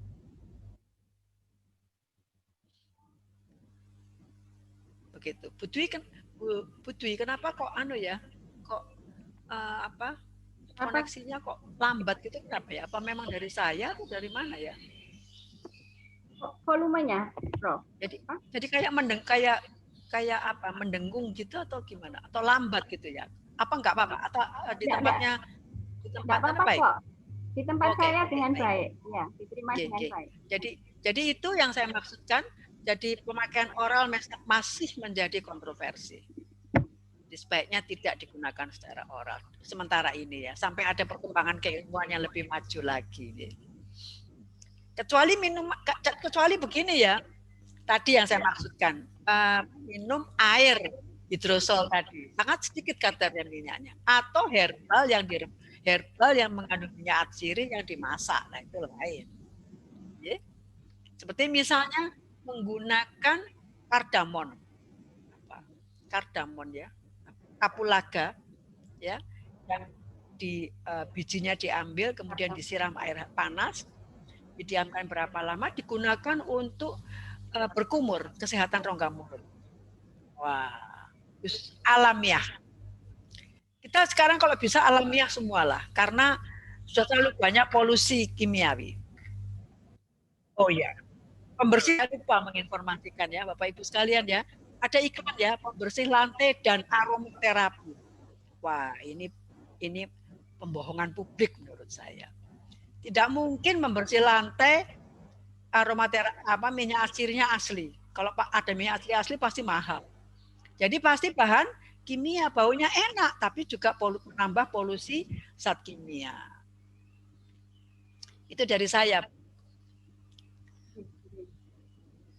Terima kasih Prof. Manges. Bagaimana Bu Nilo sama Bu Isnawati? Cukup ya? Nggih, cukup Ibu. Ya. Selanjutnya ini pertanyaan dari Asri Indah. Monggo, mau disampaikan langsung atau saya bacakan, Mbak Asri? Dibacakan saja. Oh, baik. Ye. Ini Mbak atau Ibu, maaf saya panggil. Bu, teman sekolahnya Bu Dewi Narni. Oh, kawan saya itu. Mohon maaf senior saya. Kalau dipanggil Mbak juga nggak apa-apa ini. Iya, nggak apa-apa. Rasa lebih muda. Iya, matur suwun Bu Asri, baik saya bacakan. Jadi pertanyaan dari Bu Asri itu bagaimana mendapatkan atau membeli minyak atsiri yang asli dan bagaimana mengetahui minyak tersebut asli atau bukan. Itu Prof. Monggo Prof. Manges. Pertanyaan yang sulit sekali. Karena memang dunia minyak atsiri memang sulit. Banyak sekali manipulasi-manipulasi yang dilakukan. Satu-satunya cara yang bisa membantu kita adalah memilih produsen yang berkualitas, ada sertifikasinya. Yang paling mudah sementara ini saya bisa rekomendasikan ya, kontak Rumah Atsiri Indonesia di Tawangmangu. Coba Bapak Ibu cek ke websitenya. Nanti saya bisa lewat Bu Dwi. Saya beritahu alamat email atau alamat atau linknya untuk mendapat informasi. Kalau itu saya berani jamin keasliannya, karena mereka selalu melakukan uji untuk mengetahui kandungan. Saya tahu pasti kalau itu Rumah Atsiri Indonesia di Tawangmangu. Itu saya pastikan itu. Itu saja Bapak Ibu. Pertanyaannya apalagi selain itu ya, keaslian ya, Putri, apalagi? Ya, tentang keaslian saja kok. Nanti sudah terjawab, Prof. Ya. Nanti monggo, nanti saya beri alamat ya Bu Dwi ya, alamat hubungan Rumah Atsiri Indonesia. Itu kalau itu saya jamin itu. Nun sewu, ada lagi tadi yang bagaimana cara membedakannya. Membedakan. Ya itu. Nun sewu, Prof. Ini pertanyaan sulit kata Prof. Manges. Sulit banget. Nah, gini, kalau mau membedakan gini. Kalau Kalau yang asli ya, kita teteskan di kertas, itu langsung menguap, tidak ada kertasnya tidak basah, itu pasti asli. Itu. Tapi sekarang pun cara itu juga berpotensi manipulasi lagi, karena mereka menambahkan alkohol ya, cepat menguap juga. Sudahlah, Bu Asri, hubungi Rumah Atsiri Indonesia, itu paling aman. Oke, siap, Prof. Nah, begini, nah ini cerita baru. Contoh ya, ini contoh fakta. Saya alami sendiri. Kalau yang murah tuh mesti kualitasnya rendah. Jadi ada seorang ibu, tetangga saya ini. Saya beritahu manfaat minyak serai. Minyak serai itu kan pengusir nyamuk. Dia beli cari yang murah di apotek. Karena menurut dia, nyamuk-nyamuk itu sering mengganggu kalau dia masak di dapur. Ya, murah. Terus dioleskan minyak itu, disemprotkan sehingga dia merasa nyaman. Tapi dia bertanya kepada saya, kenapa ya Bu? Nyamuknya cuma lari sebentar, habis itu datang lagi. Ya karena memang murah harganya, jadi kemampuannya untuk mengusir nyamuk pendek waktunya. Gitu. Itu fakta itu Bu Asri. Jadi memang minyak serai yang asli sedikit mahal, tapi mandi orang Jawa bilang. Di Tuban dan Lamongan itu ada desa yang terkenal produk serainya ya. Itu kalau sedang panen, mereka gunakan langsung, mereka potong-potong daunnya, diletakkan di wadah-wadah kecil di sudut-sudut ruang untuk mengusir nyamuk. Wah, itu alamiah dan sangat efektif. Ini cerita. Jadi itu saja dari saya sementara ya Bu Sri ya. Matur nuwun, Prof. Ya. Terima kasih Prof. Manges. Berikutnya ini pertanyaan dari, maaf ini saya pilih secara random ya Bapak Ibu, dari Mbak Anissa Dwi dari UNER. Gitu. Ini bagaimana cara penggunaan, atau ini Mbak Anissa mau nyampaikan sendiri ke Prof. Manges, monggo. Halo? Mbak Anissa. Jadi pertanyaannya ini apakah penggunaan aromaterapi itu yang efektif agar senyawa toksiknya ini tidak ikut terlarut begitu, Prof? Senyawa toksik? Iya. Dan barangkali mungkin saya memahaminya begitu. Jadi bisa jadi di aromaterapi itu ada senyawa yang bersifat toksik. Sehingga saat menggunakan ini bagaimana cara menghindarinya? Gitu ya. Baik, senyawa dari alam itu secara umum saya harus mengatakan aman. Ya, kalau ada pada saat ini sudah sesuai dengan perkembangan ilmu keilmuan aromaterapi itu minyak-minyak yang berpotensi toksik itu sudah teridentifikasi. Contoh, penggunaan minyak dari jeruk, misalnya minyak lemon, ya, itu fototoksik. Artinya apa? Kalau kita menggunakan pada kulit, kemudian kita begitu selesai menggunakan, kita berjemur di matahari, kosong kulit kita. Nah itu, jadi toksisitas itu sudah terdeteksi. Tapi pada umumnya saya harus mengatakan ya, jadi saya ini orang yang dalam tanda petik agak anti pernyataan kalau bahan alam itu toksik. Pokoknya kita menggunakan jumlah yang wajar saja, tidak berlebihan, teratur, saya jamin. Dan satu lagi loh ya, tidak ada komorbiditas. Kalau sudah komorbid angel. Komorbid itu segala hal termasuk Pak Dokter ya sulit ya. Saya mau nyopo Mbak Edith, anakku. Aduh, kangen. Selamat pagi, Prof. Pagi. Jadi gitu, Bu Dwi. Jadi untuk toksisitas itu, misalnya gini, nah ini lucu. Ekaliptus ya. Tadi kan saya katakan ekaliptus dari benua Australia. Pada satu kesempatan saya pergi ke Australia, saya kepengen beli minyak ekaliptus. Ketika beli pertama di sebuah toko di pinggiran kota itu, santai aja dia kasih saya. Berikutnya di dalam kota Sydney-nya saya beli di apotek. Apa yang dilakukan? Dia tanya kepada saya penjualnya. Untuk apa kamu beli minyak ekaliptus? Saya bingung ditanya gitu. Terus kamu tahu cara menggunakannya? kamu sudah pernah menggunakan. Karena menurut dia, nah ini yang hebatnya bangsa kita, Bapak Ibu. Eukaliptus itu harusnya tidak boleh digunakan langsung pada kulit loh. Harus ada pembawa atau penghantarnya. Tapi orang kita menggunakan eukaliptus langsung di kulit ya tidak apa-apa itu. Jadi kalau kita dari unsur kesehatan tetap harus warning dalam tanda petik ya. Caranya pakai gimana. Walaupun kita tahan ya. Tapi itu yang terjadi. Jadi eukaliptus itu tidak untuk anak-anak misalnya. Hati-hati anak-anak. Jadi ada hal-hal begitu yang akan ada pada kemasan, pada label kemasan. Gitu. Itu Putri. Matur Prof Mange. Ya Bapak Ibu, ini ada Mbak Edgit ya, ini sepertinya masih muda. Ini kesayangan Prof Mange sampai dipesan. Oh, anakku Ibu, anakku. Saya menghubungi. Mbak Edgit ini adalah salah satu dosen dari pengobatan tradisional Fakultas Vokasi Universitas Airlangga. Senang sekali. Baik, selanjutnya mungkin ini satu pertanyaan lagi ya, Prof. Ya, ini sudah 10:30 ini. Yang saya kurang 5 menit. Kurang 5 menit ya, betul. Baik, nggak apa-apa ya satu. Ini nggak apa-apa. Banyak yang menanyakan, yaitu tentang bawang putih. Ada dari Bunilo, ada dari Bu Nandaria, nanti dari IPS. Itu pada intinya penggunaan bawang putih. Nggak tahu ini penggunaannya secara langsung atau sebagai aromaterapi untuk antibakteri maupun antivirus gitu, Prof. Monggo mungkin bisa dijelaskan lebih. Ya. Tadi sudah saya jelaskan ya Bapak Ibu saudara-saudara sekalian.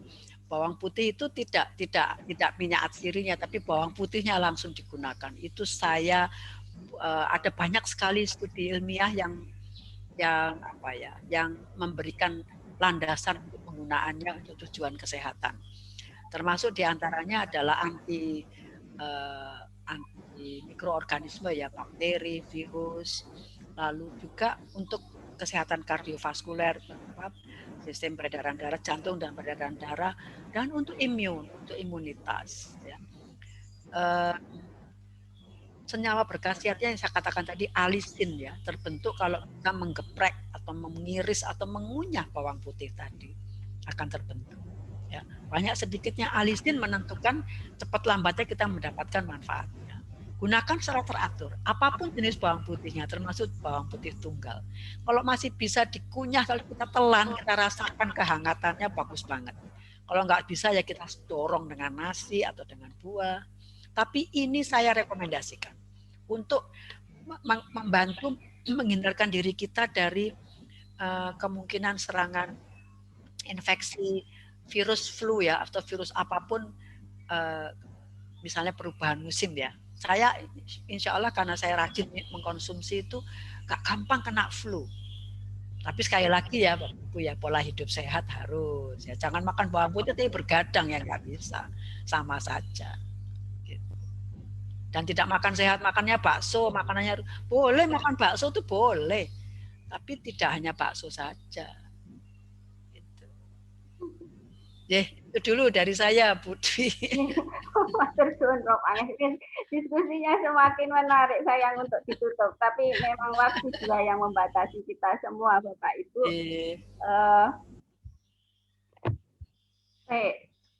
Ini panitia sedang mengambil gambar kita untuk dokumentasi. Jadi monggo Bapak Ibu dipersilakan untuk on cam. Kalaupun tidak bisa on cam juga nggak apa-apa. Sebelum saya tutup, mungkin Prof Manges ada kata penutupan 30 detik sampai 1 menit. Monggo Prof Manges. Matur nuwun Putri. Bapak Ibu Saudara, dari informasi yang saya sampaikan tadi mengenai aromaterapi, ternyata menjadi sehat itu gampang sekali ya. Sangat gampang. Dengan keindahan dan kehalusan, kelembutan aroma dari bahan-bahan yang wangi di sekitar kita, imun kita akan meningkat atau terjaga. Sederhana sekali. Tapi itu tadi pola hidup ya, pola hidup. Nikmati saja keindahan bau-bauan, jangan dimanipulasi bentuk apapun. Nikmati aslinya dan kita akan menjadi sehat. Itu dari saya. Nah, terima kasih atas partisipasi atau perhatian Bapak Ibu sekalian. Semoga apa yang saya sampaikan ini ada manfaatnya buat kita bersama. Baik, matur suwun Prof. Manges yang telah membagikan ilmu pada kita semua. Semoga menjadi amalan jariah yang terus mengalir pahalanya. Amin. Baik, Bapak Ibu, kita sudah di penghujung acara. Saya mengucapkan terima kasih kepada Prof. Manges, pada Bu Dr. Winarni selaku ini yang mendorong mahasiswanya untuk mengkoordinir acara hari ini, dan juga Bapak Ibu peserta kelas online pertemuan kelima ini. Tidak lupa untuk panitia yang terhormat, mohon terima kasih. Mohon maaf saya ucapkan sebesar-besarnya jika ada yang kurang berkenan bagi Bapak Ibu semuanya. Semoga kita mengambil manfaat dari acara hari ini. Sampai jumpa di pertemuan kelas online berikutnya. Itu wassalamualaikum warahmatullahi wabarakatuh. Selamat Waalaikumsalam warahmatullahi wabarakatuh. Matur nuwun.